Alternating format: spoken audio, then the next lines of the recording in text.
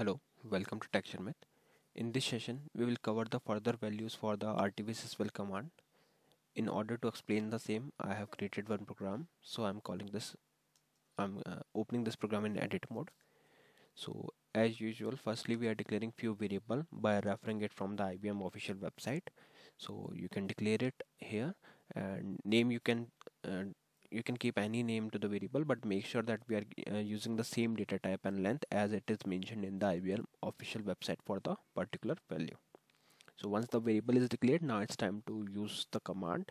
So for that reason, you have to write RTVSYSVAL, then take F4, and here on the first field for the system value field, you can press F1.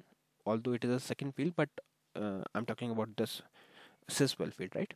So just press F1, and once you press F1, you will be reached to the help screen where you will find all the information for the system value that we can retrieve from this command, and from there you will find all the information. So today we are going to discuss about this page down this. So today we are going to discuss about this value, which means automatic system disabled reporting. The operating system is no longer using this system value, okay, but previously it was used for the automatic system disabled reporting. This one we have already covered in the previous session.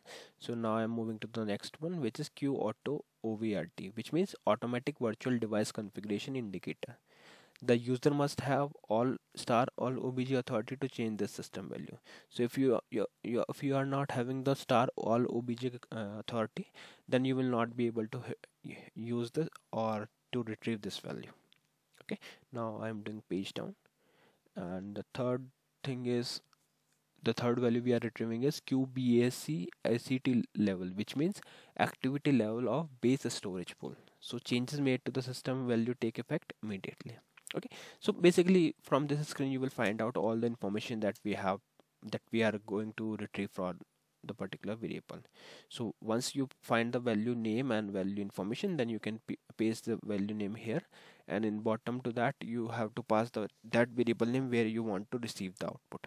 So I keep the same name of my variable as the value have, so that it will be easy to identify which value we are retrieving. Okay, now it's time to, like, once these line got executed, we will get the values inside the variable, past variable, and then we are going to print this value. So for printing I'm using sndpgmsg command. So write sndpgmsg, then press F4, and here you can pass the variable name which you want to print. Just make sure that if you are using the decimal variable, then you have to convert it to character, otherwise it will give error.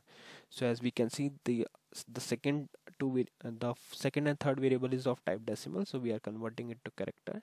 So just simply write sndpgmsg, then press F4, and here you can pass the built-in function name, and inside that built-in function name you can pass the decimal value, so it will convert it to the character, and then you can pass it to the sndpgmsg command. So we have declared the variable, we have executed the command. Now it's time, and also we have printed the values. So now it's time to compile it and see the output.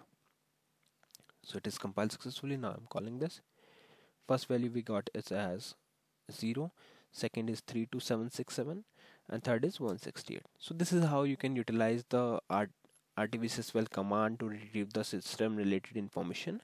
Although it is not that much of useful until or unless there is any requirement where you are looking for the system value, but it should be always good to aware of what all system value we have. That's why we are covering these all in the series, so that at least we have some idea, at least the name we should know, like which value we can retrieve from the system.